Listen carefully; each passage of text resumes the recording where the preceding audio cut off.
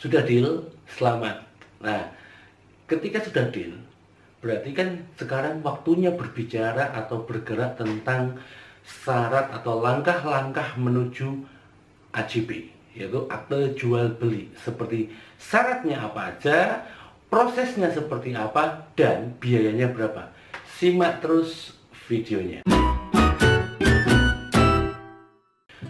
Selamat datang di channel Catatan Kreatif. Kali ini saya akan membahas khusus tentang AJB, yaitu akte jual beli.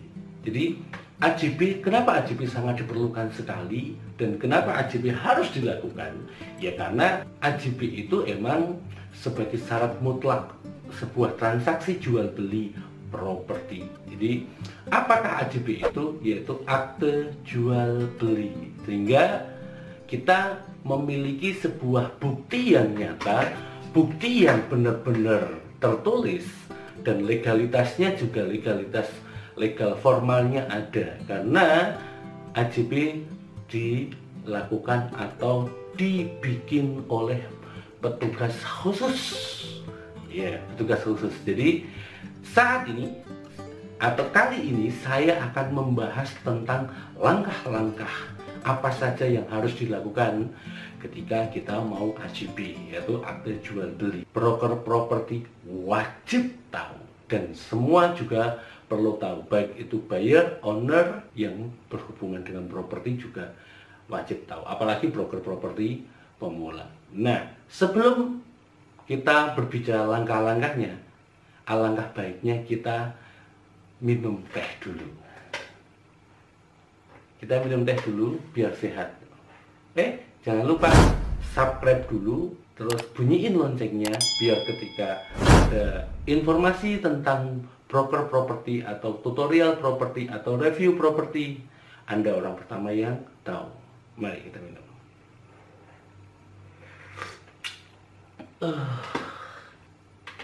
Oke.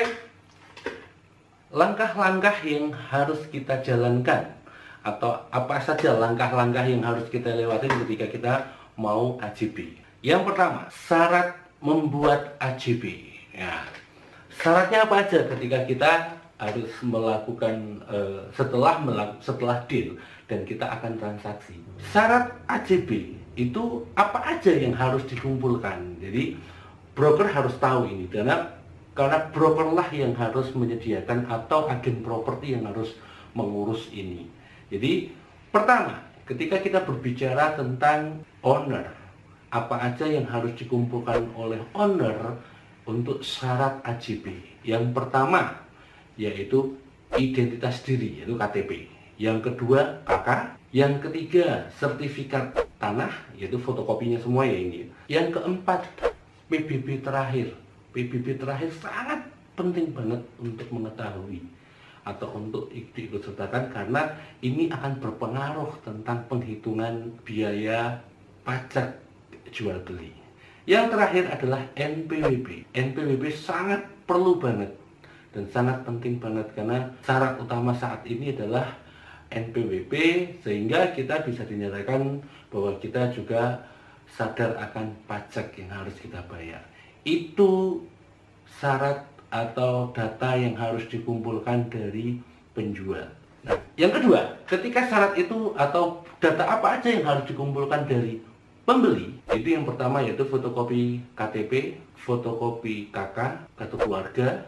Yang ketiga yaitu fotokopi nikah, surat nikah kalau yang sudah menikah, atau kalau enggak sudah dibagi 3 kali ada. Biasanya ini tentatif ya, nggak harus. Yang keempat adalah NPWP. Karena NPWP itu sangat penting banget untuk pembayaran biaya pajak. Jadi itulah poin-poin untuk syarat AJB. Dan ketika data ini sudah lengkap, baru kita menuju ke step proses AJB. Jadi sekali lagi saya bilang bahwa sekali lagi saya ulang bahwa broker properti wajib mengetahui ini sebagai syarat utama untuk AJB atau akte jual beli. Seorang broker seorang broker jangan hanya mengawal sampai deal. Setelah itu biarin aja, biar pihak masing-masing. Oh jangan. Broker properti nggak boleh seperti itu. Jadi broker properti harus bisa mengawal dari proses pertama sampai terakhir. Salah satunya adalah pengumpulan data yang tadi saya sebutkan itu, poin-poin itu, dan itu harus dikumpulkan melalui kesepakatan antara pihak penjual atau pembeli. Jika pihak penjual dan pembeli sudah yakin akan mengumpulkan data itu dengan sendirinya, ya tidak apa-apa. Artinya pihak broker juga sudah menawarkan. Nah, untuk step selanjutnya yaitu proses AJB. Nah, ini manfaat kita kenal sama notaris atau PPAT. Itu di sini, poin di sini. Karena peran broker di sini adalah ketika data itu semua sudah terkumpul, memberikan opsi atau menanyakan kepada pihak penjual dan pembeli bahwa notarisnya mau pakai mana. Nah, ini penting banget. Ketika penjual dan pembeli sudah menjelaskan bahwa silakan Mas atau silakan Mbak atau silakan Pak, saya mau pasrah semuanya, yang penting saya datang untuk tanda tangan. Secara otomatis pihak broker membawa data itu untuk ke notaris. Jangan sampai broker tidak kenal notaris di area lingkungan tersebut. Contoh Sleman, contoh Yogyakarta, contoh Bantul. Sleman, ya Sleman, Bantul juga Bantul, Kodia Yogyakarta juga Kodia Yogyakarta. Walaupun lintas kabupaten sebenarnya masih sangat bisa.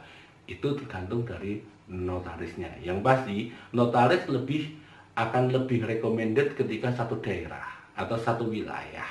Kita harus datang ke kantor notaris atau PPAT. Apakah PPAT itu? Petugas membuat akte tanah.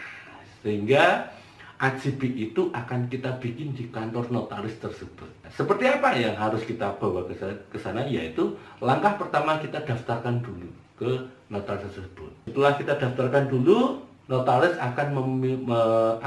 akan memberikan sebuah tanda bukti bahwa kita sudah memasukkan data. Proses AJB. Nah, kita datang ke kantor notaris tersebut untuk mendaftarkan transaksi tersebut. Sehingga broker properti wajib memiliki rekanan atau memiliki kenalan notaris. Itu di sini. Ketika buyer dan owner menyuruh kita untuk mengurusin, kita tidak bingung, kita langsung datang, kita datang langsung ke notaris tersebut. Nah, setelah sampai notaris, pastinya kita akan memasukkan data itu. Ketika data sudah terkumpul, kita masukkan, kita sodorkan ke notaris. Jadi notaris akan periksa semuanya, kekurangan apa aja yang harus dilengkapi. Jika semua sudah lengkap, langsung naik, langsung proses. Prosesnya di notaris seperti apa aja? Ini adalah rahasia atau ketentuan dari notaris, bukan rahasia ya. Karena kita sistemnya terbuka, jadi ya itu sudah kewenangan notaris. Yang pasti notaris akan mengecek keasliannya data tersebut, keaslian sertifikat tersebut. Notaris pasti akan mengecek dengan berbagai macam birokrasi yang harus dilewatin oleh pihak notaris tersebut. Nah, setelah itu baru notaris akan mengkonfirmasi ke kita, mengkonfirmasi ke broker tersebut untuk pengumpulan atau untuk keputusan kapan waktu AJB. Nah, sebelum AJB dilakukan, biasanya notaris akan memberikan beberapa informasi tentang biaya. Biaya yang akan dikeluarkan oleh buyer dan owner itu adalah biaya-biaya seperti pertama, pajak jual beli. Owner terbebani untuk biaya pajak jual beli adalah 2,5%, yaitu 2,5% dari angka deal. Sehingga di situ sudah kelihatan berapa nominalnya. Pajak jual beli yang harus dibayarkan oleh pihak penjual maupun pembeli adalah seperti itu. Untuk penjual yaitu 2,5%, pembeli adalah 5% dikurangi 60 juta kali harga deal. Katakanlah deal 1M, silahkan kalikan sendiri saja.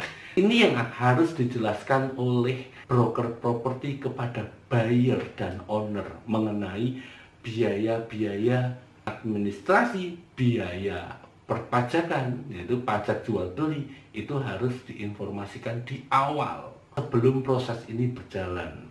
Nah, berapa biaya notaris yang harus kita keluarkan? Yaitu biasanya 1% sampai 1,5% dari angka deal. Dan itu sudah satu paket untuk balik nama dan semuanya tetek bengek atau ubi rampe yang lain sudah global jadi satu. Nah, apakah itu akan dibayarkan untuk yang 1% atau 1,5% itu akan dibayarkan oleh salah satu pihak? Ya, ini kesepakatan juga. Jika kesepakatannya ini dibayarkan oleh kedua belah pihak, ya berarti dari total nilai dari 1% atau 1,5% kali angka deal ini bisa dinegosiasikan atau bisa dikompromikan antara penjual dan pembeli. Mengenai harga ini juga tidak sebagai patokan, karena patokan dari semua ya tergantung dari notarisnya. Yang pasti ini gambaran nilai biaya yang harus dikeluarkan. Ketika semua sudah dibayar, baik itu biaya perpajakan, pajak jual, penjual dan pembeli, ketika sudah dibayarkan baru ditentukan kapan tanda tangan AJB. Nah, di saat penandatangan AJB atas nama sertifikat penjual itu harus hadir di hadapan notaris lengkap dengan keluarganya. Katakanlah suami, sertifikat atas nama suami, berarti istri juga hadir di situ untuk ikut bertandatangan. Nah, kalau untuk si pembeli itu tidak mengharuskan hadir di situ sama keluarganya, cukup sendiri aja, tidak ada permasalahan. Karena pembeli tidak perlu ada saksi dari keluarga karena nggak sengketa. Nah, kalau untuk penjual, untuk mengantisipasi bahwa ada nanti timbul sesuatu hal, nah ini harus suami istri datang dan membawa semua surat-surat bukti itu secara asli. Contoh yang pertama, KTP asli untuk pengecekan, terus KK asli untuk pengecekan, atau buku nikah asli, sertifikat asli yang dibawa, BPP ya pasti asli. Nah, ini yang harus diketahui oleh siapapun, baik itu penjual maupun pembeli atau juga broker properti yang saat ini sedang menjalankan atau sedang bingung langkah-langkah untuk menuju AJB itu seperti apa dan apa aja yang harus dilakukan. Nah, ini sejauh ini apakah teman-teman ada pertanyaan? Silahkan, jika ada pertanyaan silahkan komentar di bawah, kita diskusi. Oke, dari beberapa tahap itu apakah paham? Apakah teman-teman masih bingung? Jika masih bingung, saya ulangi sekali lagi bahwa AJB itu sangat penting sebagai tanda bukti bahwa kita melakukan transaksi jual beli sebuah properti. Nah, langkah-langkah yang harus kita lakukan seperti apa, yaitu melengkapi syarat untuk AJB. Seperti nah ini penjual dan ini pembeli. Nah, itu ketika data sudah lengkap, kita serahkan ke notaris, kita daftarkan di notaris, langsung kita tunggu untuk pengecekan keaslian sertifikat, baru nanti memberikan informasi tentang biaya pajak. Biaya pajak jual, biaya pajak penjual yaitu 2,5%, biaya pajak pembeli ada 5% dikurangi 60 juta. Nah, untuk biaya notaris atau kantor PPAT yaitu 1% atau 1% sampai 1,5% kali angka deal, dan semua itu masih bisa dinegosiasikan. Nah, apakah ini bisa ada penurunan atau keberatan? Jika keberatan, nanti saya akan bahas tersendiri poin keberatan, gimana caranya kita melakukan pengajuan keberatan pembayaran pajak. Oke, seperti itu aja. Atau selamat kepada semuanya yang hari ini sudah melalui atau sudah mengalami atau sudah deal, yang sudah deal. Selamat buat teman-teman yang sudah deal, dan semoga video ini sangat bermanfaat sekali untuk menjawab gimana langkah menuju ke AJB. Terima kasih yang sudah menonton, terima kasih yang sudah subscribe. Jangan lupa yang belum subscribe segera subscribe. Semoga Anda orang pertama yang mendapatkan informasi tentang dunia properti. Ya teman-teman, semoga video ini bermanfaat. See you next. Bye.